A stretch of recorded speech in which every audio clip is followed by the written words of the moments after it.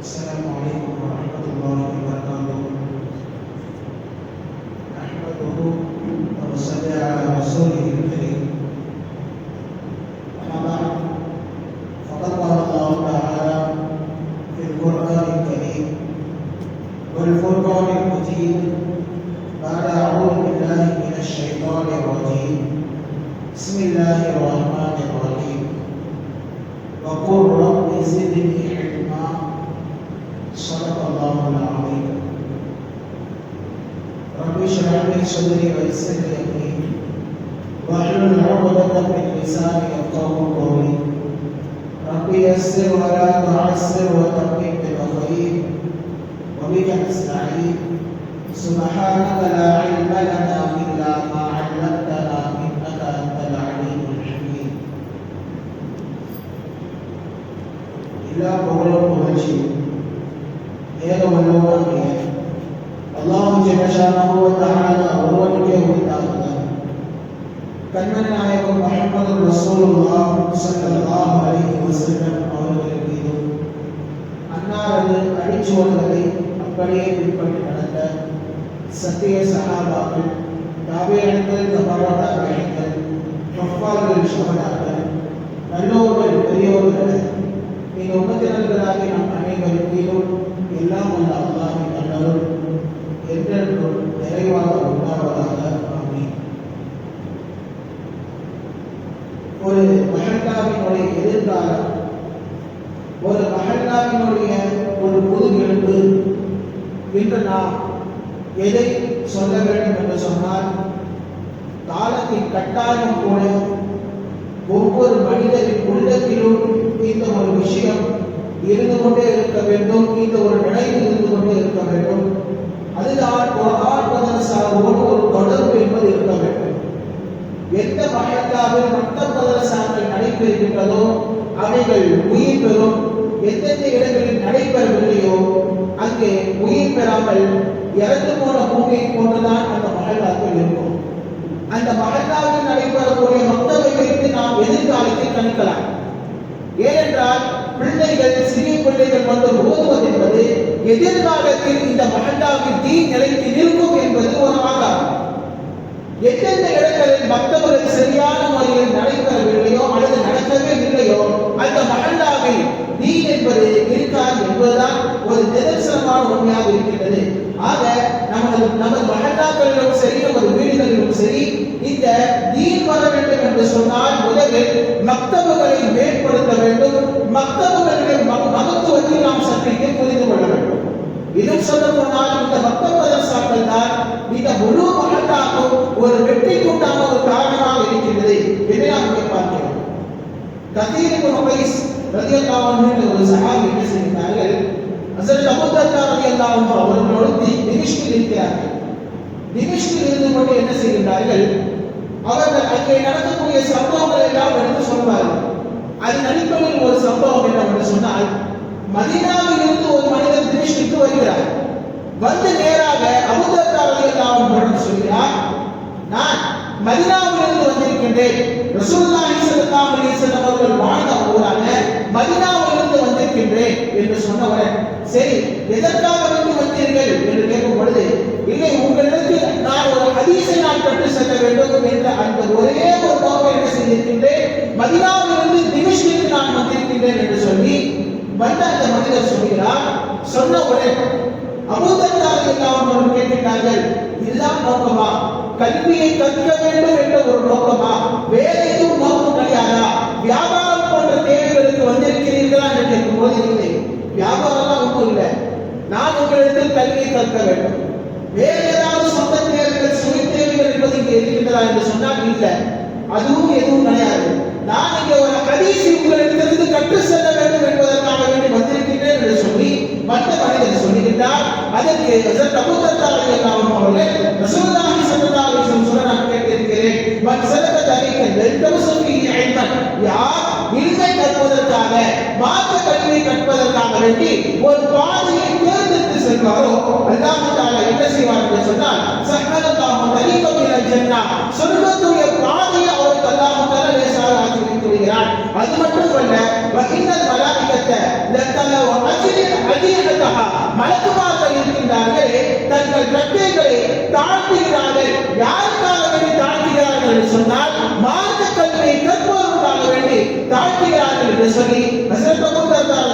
அவர்கள் சொல்லிக் கொண்டிருக்க கடைசியாக சொன்னார்கள், ஒரு இல்மை யார் தேடுகின்றார்களோ, யார் மார்க்க கல்வியை தேடி தேடி வெளியே புறப்பட்டு செல்கிறார்களோ, அவர்களுக்காக வேண்டி வானத்தில் உள்ள அனைத்து படைப்பிடங்களும் பூமியில் உள்ள அனைத்து படைப்பிடங்களும் இதுவரைக்கும் என்றால் கடலில் வாழக்கூடிய மீன்களும் என்ன செய்கின்றது, திடலில் கல்வி தேடுபவனுக்கு துவா கல்வி செய்கின்றன, அவனுக்காக வேண்டி பாவமளிப்பை கேட்கின்றன என்று சொல்லி யாருக்கு அந்த கல்வி கிடைத்து விட்டதோ, யாருக்கு அந்த மார்க்க ஞானம் கிடைத்து விட்டதோ, அவர் அதை நன்றாக பற்றி பிடித்துக் கொள்ள வேண்டும் என்று சொல்லி ரசூலுல்லாஹி ஸல்லல்லாஹு அலைஹி வஸல்லம் சொன்ன நான் கேட்டிருக்கிறேன் என்பதாக ஹஸரத் அபூ தர்தா ரலியல்லாஹு அன்ஹு சொல்லக்கூடிய ஹதீஸ் இப்னு மாஜாவில் பதிவு செய்யப்பட்டுள்ளது. ஆக மார்க்க கல்வியை தேடி நம் வீடுகளை விட்டு வெளியே வர வேண்டும். இன்றைய காலங்களில் பார்த்தால், அதிலும் கொரோனாவிற்கு பின்னால் பார்த்தால், வீட்டிலிருந்தே இணைய வழியாக நாங்கள் கற்றுக்கொள்கிறோம் என்று சொல்லி லேசான முறையை ஆகிறார். ஆனால் இந்த ஹதீஸ் என்ன சொல்கிறது, வெளியே கிளம்பினால் அல்லாஹ் என்ன செய்வான், நமது சொர்க்கத்துடைய பாதையை லேசாக்குவான். வெளியே கிளம்பினால் அங்கே உள்ள அனைத்து விதமான வான பூமியில் அனைத்து படைப்பினங்களும் நமக்காக வேண்டிய இஸ்திக்ஃபார் செய்யும், பாவமன்னிப்பு கேட்கும் என்று சொல்லி இங்கே நமக்கு ரசூலுல்லாஹி ஸல்லல்லாஹு அலைஹி வஸல்லம் சொல்கிறார்கள். ஆக வெளியே வந்து குர்ஆனை கற்றுக்கொள்ள வேண்டும், குர்ஆனுடைய கருத்துக்களை கற்றுக்கொள்ள வேண்டும், ஹதீஸ்களை கற்றுக்கொள்ள வேண்டும் என்று சொல்லி இந்த ஹதீஸின் மூலமாக நாம் பார்க்கிறோம். குர்ஆனை நாம் ஓதிக்கொண்டே இருக்க வேண்டும். ரமலான் வரைக்கும் குர்ஆனை ஓதிவிட்டு திருப்பி தொடர்ந்து ஷெல்ஃபில் வைப்பதை விட அடுத்த வருஷம் ரமலான் தான் என்ன செய்வது, குர்ஆனை எடுத்து ஓதுவதை விட தொடர்ந்து அந்த குர்ஆனோடு நாம் ஒரு தொடர்பை ஏற்படுத்திக் கொண்டே இருக்க வேண்டும். ஒருவேளை ஓதி ஒருவர் நன்றாக என்ன செய்கின்றார், ஓதுகிறார், ஓதி என்ன செய்து விட்டார், ரேக்கில் அப்படியே வச்சுட்டார், குர்ஆனை என்ன செய்கிற தொட்டு பார்க்கல, அடுத்த ரமலானுக்கு தான் எடுக்கிறார். எடுக்கும்போது என்ன செய்ய, எழுத்துக்கள் ஞாபகம் இருக்குமா, எழுத்துக்கள் ஞாபகம் இருக்காது. அதைத்தான் ரசூலுல்லாஹி ஸல்லல்லாஹு அலைஹி வஸல்லம் சொல்கிறார்கள், இன்னமா மஸலு ஸாஹிபுல் குர்ஆன், குர்ஆனை ஓதக்கூடிய மனிதருக்கு உதாரணம் யார் தெரியுமா, கமஸலி ஸாஹிபுல் இபில், ஒரு ஒட்டகத்தை மேய்ப்பவனை போன்று. அவன் ஒட்டகத்தை அவன் கட்டி வைத்திருப்பான், கட்டி வைத்திருந்தால் அவனோடு அந்த ஒட்டகம் இருக்கும். அதே போன்று நாம் குர்ஆனோடு தொடர்போடு இருந்தால், குர்ஆனை நாம் தொடர்ந்து ஓதி கொண்டிருந்தால் அது நம்மோடு இருக்கும். அப்படி இல்லை என்று சொன்னால் ஒட்டகத்தை அவிழ்த்து விட்டு எனக்கு என்ன சொல்லி சும்மா நின்று கொண்டிருந்தால் அந்த ஒட்டகம் வெறுந்தோடி விடும். அதே போன்றதான் குர்ஆனை ஓதாமல் எனக்கு என்ன என்று சொல்லி நாம் ரேக்குகளில் சும்மா நாம் செல்வங்களில் வைத்திருந்தால் அந்த குர்ஆனுடைய ஞானம் நம் உள்ளங்களில் விட்டு ஓடிவிடும் என்று சொல்லி ரசூலுல்லாஹி ஸல்லல்லாஹு அலைஹி வஸல்லம் சொல்லக்கூடிய ஹதீஸ் புகாரி ஷரீஃபில் பதிவு செய்யப்பட்டுள்ளது. ஆக குர்ஆனோடு நாம் ஒரு தொடர்பை ஏற்படுத்திக் கொள்ள வேண்டும். ரமலான் மட்டுமல்லாமல் ரமலான் அல்லாத மாதங்களிலும் நாம் குர்ஆனோடு ஒரு தொடர்பை ஏற்படுத்திக் கொள்ள வேண்டும் என்று சொல்லி ரசூலுல்லாஹி ஸல்லல்லாஹு அலைஹி வஸல்லம் சொல்லியிருக்கிறார்கள். அது மட்டுமல்ல, யார் குர்ஆனை ஒரு கட்டு மறந்து விடுகிறார்களோ அவரை பற்றி ரசூலுல்லாஹி ஸல்லல்லாஹு அலைஹி வஸல்லம் சொல்கிறார்கள், மாமி பிங்கரி யக்ரஹு குர்ஆன, ஒரு மனிதர் குர்ஆனை ஓதிக்கொண்டே இருக்கிறார், சும்மா யன்சாஹு, அவர் அந்த குர்ஆனை மறந்து விட்டார், எந்த எழுத்திலே தெரியல, எப்படி ஓத வேண்டும் என்று தெரியவில்லை, தஜ்வீதாக ஓதவும் தெரியல, எழுத்துக்களை எதுவுமே தெரியவில்லை என்று சொன்னால் இல்லா லக்கியல்லாஹு அஸ்ஸ வ ஜல்ல யௌமல் கியாமத், அதுதான் ரசூலுல்லாஹி ஸல்லல்லாஹு அலைஹி வஸல்லம் சொல்கிறார்கள், அந்த மனிதர் நாளை கியாமத் நாளில் அல்லாஹ் எப்படி சந்திப்பார் தெரியுமா, குஷ்டரோகியாக அவர் நாளை கியாமத்தில் சந்திப்பார். ஆக குர்ஆனை நாம் கற்று அதை மறக்கக்கூடாது, மறக்காமல் இருக்க வேண்டும் என்று சொன்னால் குர்ஆனோடு ஒரு தொடர்பு இருக்க வேண்டும் என்று சொல்லி இந்த ஹதீஸ்கள் எல்லாம் நமக்கு வலியுறுத்தி காட்டுகின்றன. இந்த மதரசா என்பது சிறிய பிள்ளைகளுக்கு மாத்திரம் அல்ல, மக்கள் மதரசாக்கள் பெரியவர்களுக்கு உண்டா, முதியவருக்கு உள்ளவர்களுக்கு உண்டா. ஏனென்றால் ரசூலுல்லாஹி ஸல்லல்லாஹு அலைஹி வஸல்லம் காலத்தில் சிறு பிள்ளைகள் மட்டும் என்ன செய்கிறார்கள், நபி அவர்கள் குர்ஆனை ஓதவில்லை, மாறாக முதியவர்களும் வந்து இங்கே ஓதியிருக்கின்றார்கள். அபீஸா என்ற ஒரு சஹாபி, அவர் என்ன செய்கின்றார், நடந்து ரசூலுல்லாஹி ஸல்லல்லாஹு அலைஹி வஸல்லம் சபைக்கு வருகிறார். வந்து கேட்கின்றார்கள், மாஜாபிக யா அபீஸா, அபீஸாவே உன்னை இங்கே வரவழைத்தது எது, உங்களுக்கு தான் ரொம்ப வயசாயிருச்சு, எதற்காக வேண்டி நீங்கள் இவ்வளவு சிரமப்பட்டு இங்கே வருகிறீர்கள் என்று கேட்கும் பொழுது அதற்கு அபீஸா ரலியல்லாஹு அன்ஹு சொன்னார்கள், யா ரசூலல்லாஹ் எனக்கு எலும்புகள் எல்லாம் தேய்ந்து விட்டன, எனக்கு வயோதிகம் வந்து விட்டது, என் முடிகள் எல்லாம் நரைத்து விட்டன, என்னதான் நரைத்தாலும் என்னதான் என் எலும்புகள் தேய்ந்து போனாலும் உங்களிடத்திலிருந்து ஏதாவது ஒரு தகவலை நான் என்ன செய்ய வேண்டும், அறிந்து கொண்டு செல்ல வேண்டும் என்று சொல்லி நான் ஆசைப்படுகிறேன். ஏதாவது ஒரு கல்வியை நான் இங்கே கற்றுக்கொண்டு செல்ல வேண்டும் என்று சொல்லி நான் ஆசைப்படுகிறேன் என்று சொல்லி முதிய சஹாபியாகிய கபீஸா ரலியல்லாஹு அன்ஹு செய்கிறார்கள். ரசூலுல்லாஹி ஸல்லல்லாஹு அலைஹி வஸல்லம் சொல்கிறார்கள். சொன்ன உடனே அதற்கு நபி அவர்கள் சொன்னார்கள், யா கபீஸா, கபீஸாவே, மா மரத்த பி ஹஜரின் வலா ஷஜரின் வலா மஜரின், நீ பாதையில் வரக்கூடிய அந்த நேரத்தில் நீ எவ்வளவோ மரங்களை நீ கடந்திருப்பாய், எவ்வளவோ கற்களை நீ கடந்திருப்பாய், எவ்வளவோ பாதைகளை எல்லாம் நீ கடந்திருப்பாய், அவைகள் எல்லாம் உனக்காக வேண்டி பாவமன்னிப்பு தேடிக் கொண்டிருக்கின்றன என்று சொல்லி ரசூலுல்லாஹி ஸல்லல்லாஹு அலைஹி வஸல்லம் சொல்லிவிட்டு இப்படி ஒரு எளிமையை கற்றுத் தந்தார்கள். என்ன ஒரு கல்வியான தெரியுமா? இதா சல்லைத்தல் ஃபஜ்ர, நீ ஃபஜ்ர் தொழுகை முடித்து விட்டால் ஃபகுல் ஸலாசன், 3 தடவை இந்த ஒரு தஸ்பீஹை ஓது, சுப்ஹானல்லாஹில் அஸீம் வ பிஹம்திஹி. ஃபஜ்ர் தொழுது ஃபர்லான தொழுகை முடிச்சிட்டு 3 தடவை சுப்ஹானல்லாஹில் அஸீம் வ பிஹம்திஹி என்று சொல்லி ஓதிக் கொண்டே வாருங்கள். இப்படி ஓதினால் உங்களுக்கு கண் குருட்டுத்தன்மை என்பது ஏற்படாது, குஷ்டரோகம் என்பது ஏற்படாது, பக்கவாதம் என்பது உங்கள் வாழ்க்கையில் ஏற்படவே ஏற்படாது என்று சொல்லி இந்த ஒரு கல்வி ஞானத்தை கபீஸா ரலியல்லாஹு அன்ஹு அவர்களுக்கு சொல்லி தந்தார்கள். அந்த கபீஸா ரலியல்லாஹு அன்ஹு அவர்கள் கற்றுக்கொண்டது ஒரு முதிய வயதில் தான், ஒரு வயோதிகமான நிலையில் தான் இந்த ஹதீஸை கேட்டிருக்கின்றார்கள் என்று சொல்லி நமக்கு இங்கே ரசூலுல்லாஹி ஸல்லல்லாஹு அலைஹி வஸல்லம் சொல்லி தருவது என்றால் கல்விக்கு வயது என்பது கிடையாது. எவ்வளவு வயதானாலும் சரி, கல்வி கற்பதற்கு, அதிலும் குறிப்பாக மார்க்க கல்வி கற்பதற்கு வயது என்பது வயதுக்கு ஒரு எல்லை இல்லை என்று சொல்லி நாம் இங்கே பார்க்கிறோம். சஹாபாக்களை பொறுத்த வரைக்கும் எந்த அளவுக்கு ஆர்வம் கொண்டவர்களாக இருந்தார்கள் சொன்னால், ஹஜ்ரத் உமர் ரலியல்லாஹு அன்ஹு அவங்க வீடு ரொம்ப உயரமா இருக்கும், அதாவது கொஞ்சம் ஒரு குன்றுக்கு மேலாக இருக்கும். அதுக்கு பக்கத்துல ஒரு அன்சாரி சஹாபியுடைய வீடு. அவர்களால் தினமும் என்ன செய்கிறாரு, மலையிலிருந்து அடிக்கடி இறங்கி என்ன செய்ய வந்து ரசூலுல்லாஹ் வீட்டுக்கு போக முடியாது. அதனால இப்படி செய்தார்கள். ஹஜ்ரத் உமர் ரலியல்லாஹு அன்ஹு, நான் எப்பொழுதெல்லாம் ரசூலுல்லாஹி ஸல்லல்லாஹு அலைஹி வஸல்லம் வீட்டுக்கு நான் சென்று விஷயங்களை எல்லாம் கல்வி எல்லாம் கேட்டு வருகிறேனோ அதெல்லாம் உனக்கு நான் சொல்றேன். யாரும் பக்கத்து வீட்டுக்காரர் அன்சாரி கொள்ளவில்லை, நான் உங்களிடத்தில் நான் உங்களுக்கு கல்வியை சொல்லி தருகிறேன். நீங்கள் எப்பொழுதெல்லாம் நீங்கள் ரசூலுல்லாஹி ஸல்லல்லாஹு அலைஹி வஸல்லம் சிந்திக்க செல்கிறீர்களோ அப்பொழுது என்ன செய்யுங்கள், நபி அவர்கள் என்னென்ன விஷயங்கள் எல்லாம் சொன்னார்களோ அதே இடத்தில் நீங்கள் கற்றுத்தார்கள் என்று சொல்லி இப்படி ஒரு அவர்களுக்கென்று ஒரு டைம் டேபிளை அமைத்து கல்விகளை கற்றுக்கொண்டார்கள். இது சஹாபாக்களுடைய ஆர்வமாக இருந்தது என்று சொல்லி நாம் வரலாறுகளை பார்க்க முடியும். இந்த ஹதீஸ் புகாரி ஷரீஃபில் பதிவு செய்யப்பட்டுள்ளது. ஒரு சில வஸ்துக்களுக்கு நாம் கண்ணியம் அளிக்க வேண்டும். கண்ணியம் அளித்தால் நம் கூடவே இருக்கும். கண்ணியம் அளிக்கவில்லை என்றால் எப்பொழுது அதனுடைய கண்ணியம் பாழாக்கப்படுமோ அப்பொழுது அல்லாஹ் என்ன செய்திருவான், அந்த ஞானத்தை நம்மிடத்திலிருந்து எடுத்துவிடுவான். என்னென்ன பொருட்கள்? ஒரு சில குறிப்பான பொருட்கள். முதலாவதாக காபா. காபாவிற்கு நாம் கண்ணியம் செலுத்த வேண்டும். காபத்துல்லாவிற்கு நாம் கண்ணியம் செலுத்தவில்லை என்று சொன்னால் கியாமத் நாளுடைய அடையாளங்களில் ஒன்று யுகதிபல் காபத்து ஒரு சமீபத்தை, அதாவது மெலிந்த இரு கால்களுடைய நீக்ரோக்கள் என்ன செய்வார்கள், காபாவை இருப்பார்கள். இது கியாமத் அடையாளங்களில் ஒன்று. ஒரு ஹதீஸ்ல தெளிவா சொல்றாங்க, எக்லாமா ஹஜரன் ஹஜரன், அந்த நீக்ரோக்கள் என்ன செய்வார்கள் சொன்னால் காபாவை எப்படி இடிப்பார்கள் சொன்னால் ஒவ்வொரு கற்களை பேர்த்து இருப்பாங்க. எப்பொழுது காபத்துல்லாவின் கண்ணியம் நம் உள்ளத்திலிருந்து நீக்கப்பட்டு விட்டால், நாம் அதற்குண்டான கடமைகளை சரியாக செய்யவில்லை என்று சொன்னால் அப்பொழுது நீக்ரோக்கள் என்ன செய்வார்கள் என்று சொன்னால் காபத்துல்லாவை இடிப்பதற்காக வேண்டி வருவார்கள். இது கியாமத்துடைய அடையாளங்கள் ஒன்று என்று சொல்லி ரசூலுல்லாஹி ஸல்லல்லாஹு அலைஹி வஸல்லம் சொல்கிறார்கள். இது எப்ப நடக்கும்? இப்ப நடக்காது, யாரும் பயப்படுறாங்க. இது எல்லாம் யாஜூஜ் மாஜூஜ் கூட்டம்லாம் வந்த பின்னாடி, ஈசா அலைஹிஸ்ஸலாம் வஃபாத்தான பின்னாடி இந்த சம்பவம் நடைபெறும். ஆக அப்பொழுது காபத்துல்லாவுடைய கண்ணியம் நம் உள்ளத்திலிருந்து போய்விட்டால் இதை போன்ற சம்பவங்கள் நடக்கும் என்று சொல்லி ரசூலுல்லாஹி ஸல்லல்லாஹு அலைஹி வஸல்லம் சொல்லியிருக்கிறார்கள். அது மட்டுமல்ல, காபத்துல்லா என்று வந்து விட்டாலே ஹஜ் என்ற அமலம் வந்துவிடும். அதனால் ரசூலுல்லாஹி ஸல்லல்லாஹு அலைஹி வஸல்லம் சொன்னார்கள், ஹஜ்ஜு கப்ல அல்லா துஹாஜ்ஜு, நீங்கள் ஹஜ் செய்யுங்கள்.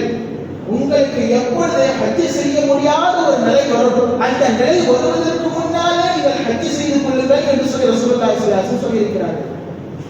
ஒரு கருத்திற்கு வயோதிகம் வந்துவிடும், வயோதிகம் வந்துவிட்டால் வெகு தூரம் நடக்க முடியாது, அதற்கு பதிலாக வேறு ஒருத்தரை பதில் ஹஜ் தான் செய்ய வைக்க முடியும் என்று சொல்லி ஒரு கருத்து. இன்னொரு கருத்து வேறொரு ஹதீஸில் வருகிறது. காட்டணிகள் என்ன செய்வார்களா, ரசூலுல்லாஹி ஸல்லல்லாஹு அலைஹி வஸல்லம் சொல்கிறார்கள், காட்டணிகள் என்ன செய்வார்கள், பள்ளத்தாக்குகளில் ஒளிந்து கொண்டு ஹஜ் செய்வதை விட்டு மக்களை தடுப்பார்கள். அப்பொழுது அந்த நிலை வருவதற்கு முன்னால் நீங்கள் என்ன செய்து கொள்ளுங்கள், ஹஜ்ஜை நீங்கள் செய்து கொள்ளுங்கள் என்று சொல்லி ரசூலுல்லாஹி ஸல்லல்லாஹு அலைஹி வஸல்லம் சொல்கிறார்கள். ஹஸரத் இப்னு அப்பாஸ் ரலியல்லாஹு அன்ஹு சொல்கிறார்கள், லௌலம் யஹஜ்ஜு நாஸு ஹாதல் பைத், ஒருவேளை இந்த காபத்துல்லாவை யாரும் வந்து சந்திக்கவில்லை, யாரும் வந்து பார்க்கவில்லை, யாரும் வந்து ஹஜ் செய்யவில்லை என்று சொன்னால், யத்பகுல்லாஹு ஸமா அலல் அர்தி, அல்லாஹ் தஆலா என்ன செய்வார் சொன்னால் வானத்தை அப்படியே பூமியோடு இணைச்சிடுவார். அதாவது இணைச்சி விடுவார் என்று சொன்னால் வானத்தை அப்படியே பூமியோடு இணைத்து இந்த பூமியில் உள்ள அனைத்தையும் அல்லாஹ் தஆலா அழித்து விடுவார் என்று சொல்லி ரசூலுல்லாஹி ஸல்லல்லாஹு அலைஹி வஸல்லம் சொன்னாங்க. ஹஸரத் இப்னு அப்பாஸ் ரலியல்லாஹு அன்ஹு சொல்கிறார்கள், ஆக காபத்துல்லாஹ்வுடைய கண்ணியம் நம் உள்ளத்தில் இருக்கும் காலமெல்லாம் காபத்துல்லாஹ் நம்மோடு இருக்கும். இரண்டாவது குர்ஆன், குர்ஆனுக்கு செலுத்த வேண்டிய கடமைகள், குர்ஆனுக்கு கொடுக்க வேண்டிய கண்ணியம் அனைத்தும் நம் உள்ளத்தில் இருக்க வேண்டும். ஒருவேளை அது நம் உள்ளத்திலிருந்து எழுதப்பட்டு விட்டால் அதற்குரிய கடமைகளை ஓதுதல், அதை பின்பற்றுதல், அதன்படி அமல் செய்தல் போன்ற கடமைகளை நாம் சரியாக செய்யவில்லை என்று சொன்னால் ரசூலுல்லாஹி ஸல்லல்லாஹு அலைஹி வஸல்லம் ஹதீஸில் சொல்கிறார்கள், இக்ஸிரு திலாவத்தல் குர்ஆன், குர்ஆனை நீங்கள் அதிகமாக ஓதிக் கொண்டு வாருங்கள்.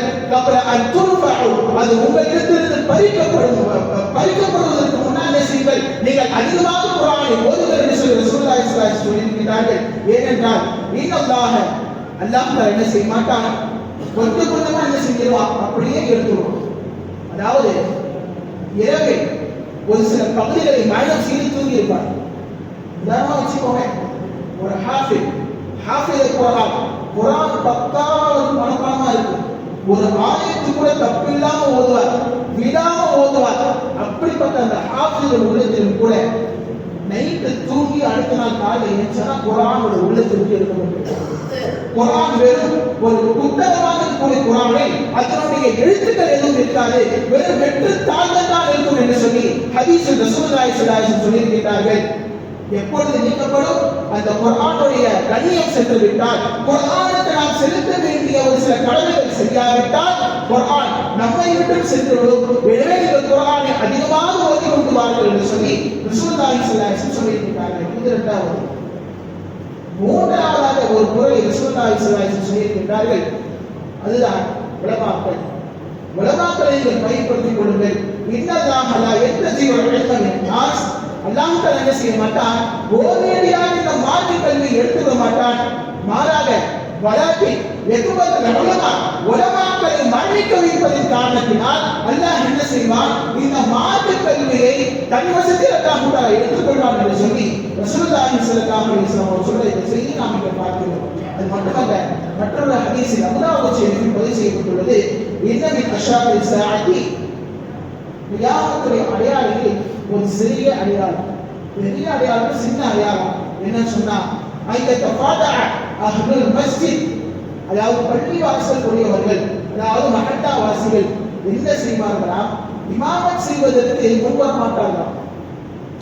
அதாவது எங்களால் தொலைக்க முடியாது, எங்களுக்கு அந்த சக்தி இல்லை என்று சொல்லி ஒவ்வொருவரும் பின்வாங்குவார்கள். ஏனென்றால் ரசூலுல்லாஹி ஸல்லல்லாஹு அலைஹி வஸல்லம் சொல்கிறார்கள், லா யஜிதுன இமாமன் யுஸல்லி பிஹி, ஏனென்றால் ஒரு காலம் வரும், அந்த காலத்தில் ஒரு இமாமையும் அவர்கள் பெற்றுக்கொள்ள மாட்டார்கள், தொழ வைப்பதற்குண்டான தகுதியான இமாமை பெற்றுக்கொள்ள மாட்டார்கள். எனவே நீங்கள் உலமாக்களையும் இமாம்களையும் பயன்படுத்திக் கொள்ளுங்கள் என்று சொல்லி ரசூலுல்லாஹி ஸல்லல்லாஹு அலைஹி வஸல்லம் சொல்லக்கூடிய ஹதீஸ் அபூதாவூத் ஷரீஃபில் பதிவு செய்யப்பட்டுள்ளது. ஆக இந்த மூன்று பொருட்களுக்கு, காபா, குர்ஆன், உலமாக்கள், இந்த மூன்று விதமான வஸ்துக்களுக்கு நாம் முக்கியத்துவம் கொடுத்தால், அதற்குண்டான கடமைகளை நாம் சரியாக செய்தால் அல்லாஹ் நம்மோடு இணைத்து வைத்திருப்பார். இல்லை என்று சொன்னால் நம்மை விட்டு அல்லாஹ் தஆலா தூரமாக்கி விடுவார் என்று சொல்லி நாம் ஹதீஸில் பார்க்க முடியும். ஹஜ்ரத் லுக்மான் அலைஹிஸ்ஸலாம் அவர்கள் தன் மகனுக்கு பல்வேறு உபதேசங்களை செய்திருக்கிறார்கள்.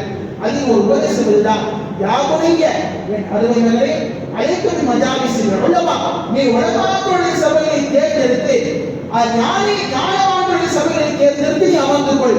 ஏனென்றால் அவர்களிடத்தில் வரக்கூடிய கருத்துக்கள் எல்லாம் மரணித்த உள்ளங்கள் எல்லாம் ஹயாத்தாக்கும் உயிர் பெறும் என்பதாக ஹஸரத் லுக்மான் அலைஹிஸ்ஸலாம் அவர்கள் தன் மகனுக்கு உபதேசம் செய்தார்கள் என்று சொல்லி ரசூலுல்லாஹி ஸல்லல்லாஹு அலைஹி வஸல்லம் சொல்லியிருக்கிறார்கள்.